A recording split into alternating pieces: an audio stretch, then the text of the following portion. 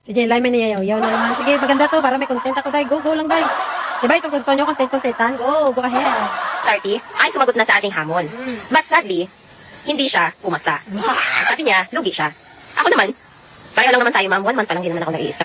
Lugi ako sa'yo kasi ikaw 47 o 48. Kaya lang ako nasa 130 na 1 month. Sige, go, continue. Parehas na tayo 1 month pero 130 na ako, ikaw 48. So, lugi pa rin ako. Yung continue. Lugi din ako. Kasi, niluluto na nila eh. Wow! Sana kami may paluto sa nalalaman, ha? Ano yun, karinderya? Okay, continue natin si Inday Jelay. Nandun na sila sa cooking process nila eh. Pero, dahil ay, hindi naman ako nagalit. Totally. Naiinis lang ako sa mga content mo because you are making fun of other people. Tignan mo yung post mo about me. Aren't you laughing? Yes, I'm laughing. I'm laughing, Inday. I'm laughing. May magawa ako magtawa-tawa ako? May kanya-kanya tayong style kung paano tayo mag-content. Hindi ako natatawa, hindi kita pinagtatawanan, no? Hindi ako tumatawa dahil sa'yo. Tinatawanan ko yung laman ng content mo. Hindi kita pinagtatawanan, no? Hindi.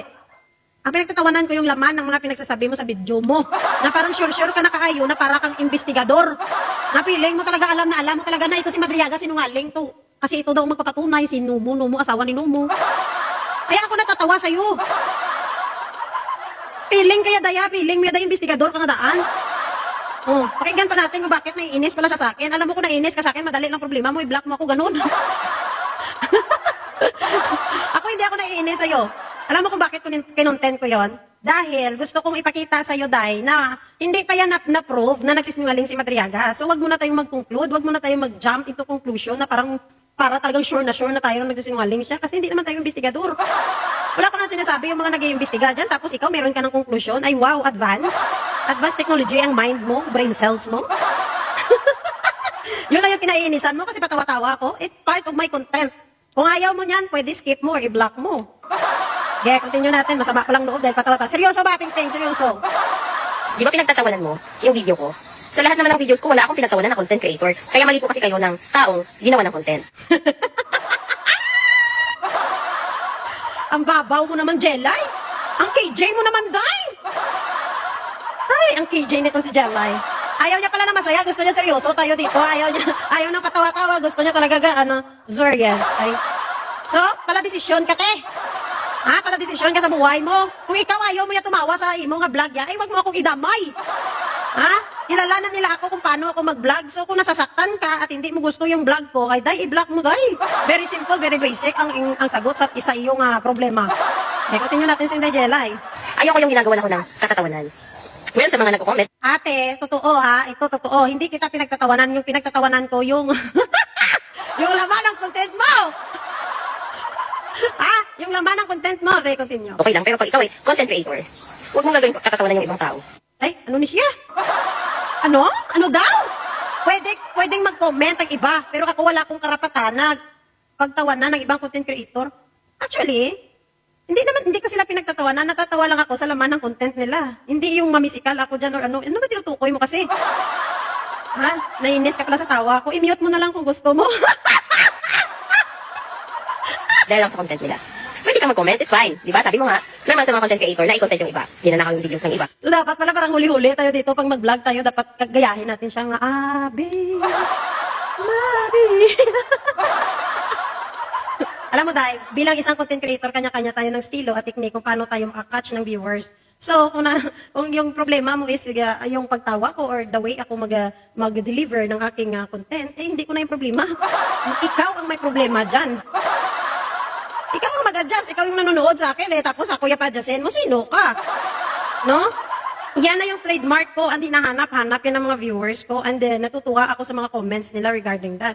Tapos gusto mo maging ako dito, mga banal-banalan ako dito, pag magsalita, bawal tumawa, ano ka? Ano ni siya? Para desisyon ka, pati sa mga content ng iba, desisyonan mo, nanay ba kita? Ay, ni si Jilay man, okay ka lang, day? Pero maligo kasi kayo ng binangga. Kasi ako, I am not making content para pagtawanan ng ibang content creator. Gumagawa ako ng content para malaman ng mga tao kung ano yung nangyayaring, corruption. Ako'y man mag-explain, kasi yaman. Alam mo tayo, ulit-ulit ha? Ulit-ulit ko lang sinabi, it's just my style kung paano ako mag-content. And wala kang magagawa dyan. Yan ang trademark ko at yan ang ginagawa ko para mag-touch ako ng mga viewers. So kung hindi kaya masaya yaday sa akon nga the way ako yaday ay paulit-ulit ang sinasabi. I-mute mo na lang kasi kung manood ka ng vlog ko, i-mute mo.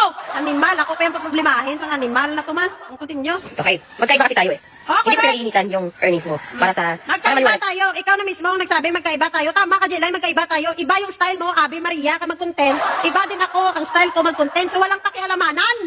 Kung ayaw mo yan sa tawa ko, i-mute mo. Tanggalin mo yung volume para hindi ko marinig yung tawa ko. Very basic. Kuya mo si explikaran, ano ang babaw dahil ng ano mo, ng pinaglalaban mo. Ang babaw-babaw. Wala kang karapatan na pagbawalan ako kung paano ko i-deliver ang content ko, Jelay. Ha? Diyos mayaw, Marimara. Yun lang ang sinasabi ko. Ayoko ng mga content creators na kino-content yung iba tapos pagtatawanan. Mag-comment ka. Mali yan, ma'am, kasi dapat ganito, ganyan. Hindi. Para desisyon ka, day.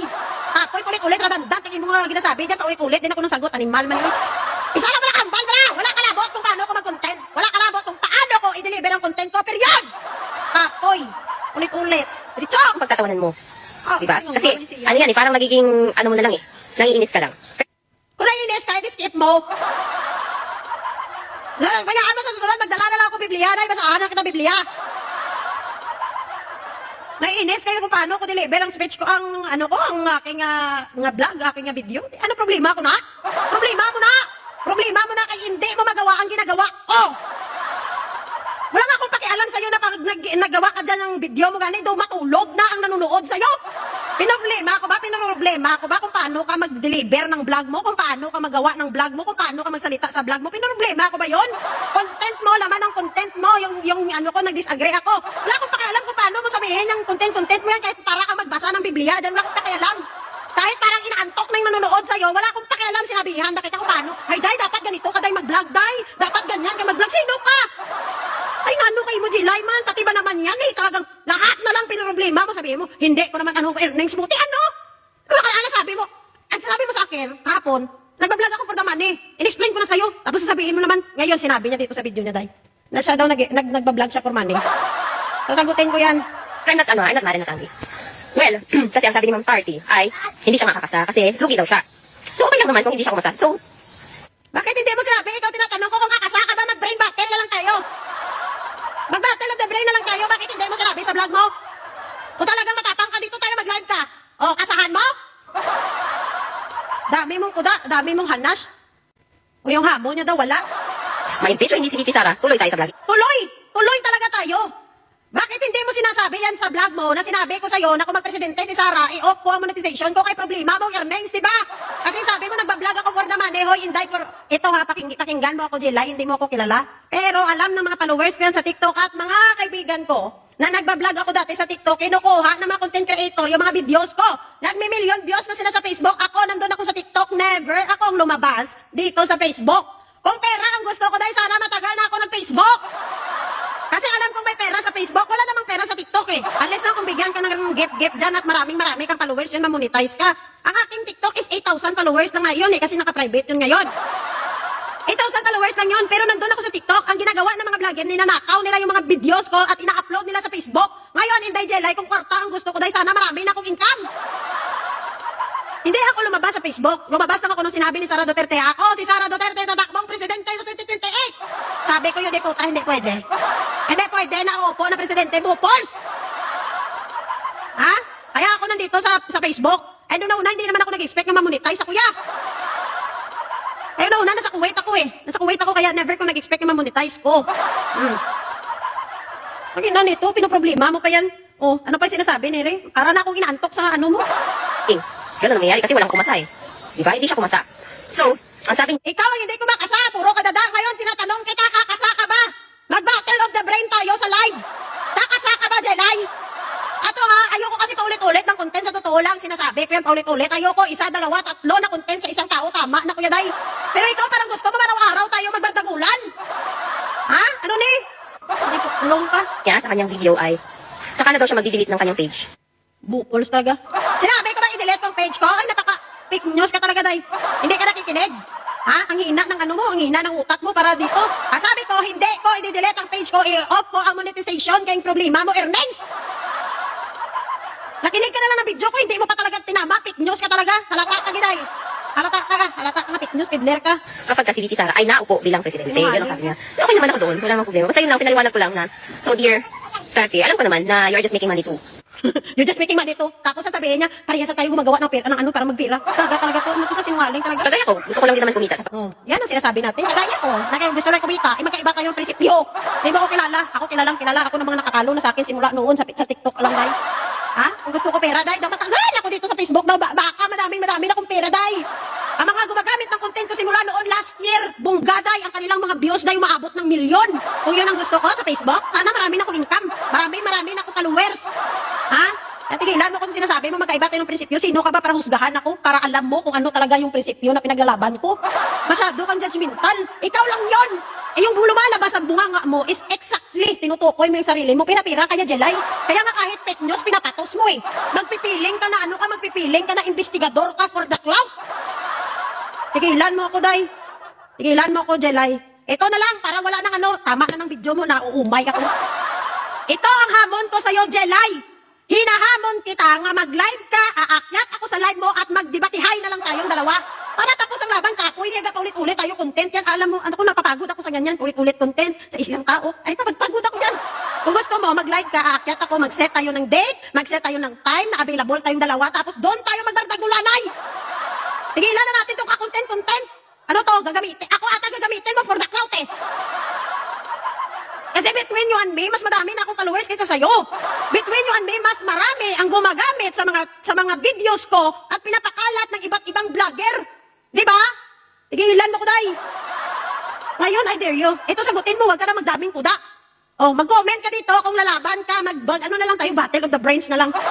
Yun na lang, day, para human ba? Para impas na. Tigilan na natin itong mag-content, ulit-ulit na content. Hindi ka ba naumay? Ayoko pa ulit-ulit na content. Isa, dalawa, tatlo, enough na. Nakadalawa ka na. Tama na yun.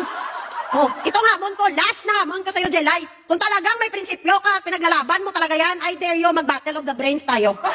Sa account mo, para makapag-earn ka pa. Then,